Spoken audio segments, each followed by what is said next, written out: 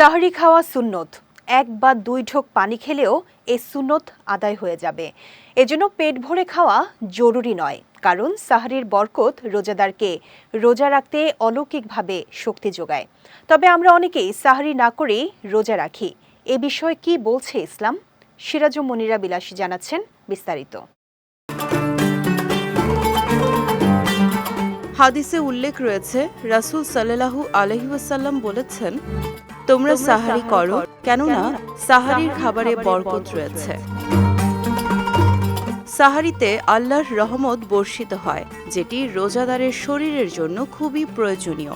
এ প্রসঙ্গে হাদিসে উল্লেখ রয়েছে, রাসূল সাল্লাল্লাহু আলাইহি ওয়াসাল্লাম বলেছেন, তোমরা সাহারি পরিহার করো না, এক ঢোক পানি পান করে হলেও সাহারি গ্রহণ করো, কেননা যারা সাহারি খায় আল্লাহ তাদের উপর রহমত বর্ষণ করেন এবং ফেরেশতারা তাদের জন্য রহমতের দোয়া করতে থাকে।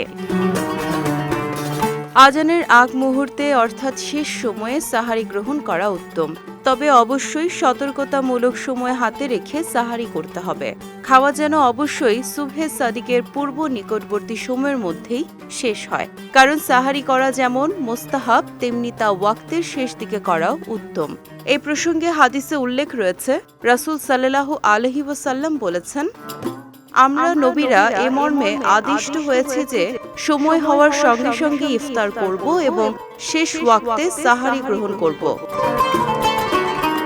আমাদের রোজা এবং আহলে কিতাবের রোজার মধ্যে পার্থক্য হচ্ছে সাহারি। আহলে কিতাবের অনুসারীরা সাহারি খায় না, কিন্তু রোজার বিধান এ উম্মতের জন্য প্রথম নয়, বরং পূর্ববর্তী উম্মতের ওপরও রোজার বিধান ছিল। তাই তাদের এবং আমাদের রোজার মধ্যে পার্থক্যের রেখা হলো সাহারি। এ প্রসঙ্গে হাদিস উল্লেখ রয়েছে, রাসূল সাল্লাল্লাহু আলাইহি ওয়াসাল্লাম ইরশাদ করেন, আমাদের রোজা ও আহলে কিতাবের রোজার মধ্যে পার্থক্য হলো সাহারি খাওয়া। সুতরাং এক বা দুই ঢোক পানি খেয়ে হলেও সাহারি করে রোজা রাখা উত্তম। সিরাজুম মনিরা বিলাসী, বিজয় টিভি, নিউজ ডেস্ক।